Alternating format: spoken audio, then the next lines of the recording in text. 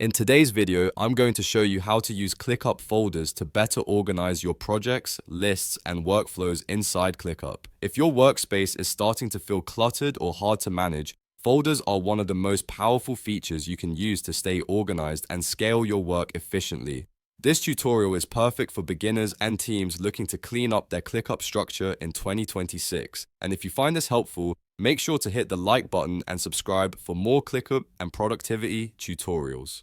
Alright, let's get started. First, log into your ClickUp account using your email and password. Once you're inside your workspace, you'll see your spaces listed on the left-hand side of the screen. Spaces are the highest level of organization in ClickUp, and folders live inside them. Next, go to the top left corner and right-click on the space name where you want to create a folder.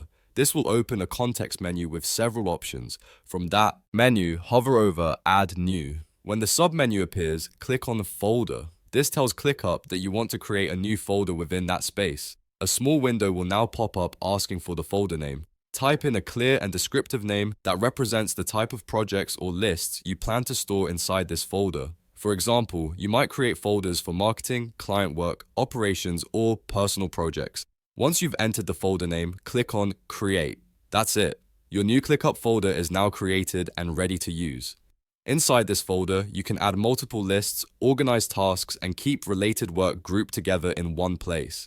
Using folders correctly helps your team navigate ClickUp faster, improves clarity, and keeps your workspace scalable as you grow. And that's how you use ClickUp folders step by step. If this video helped you out, don't forget to hit the like button and subscribe to the channel for more easy ClickUp tutorials and software guides.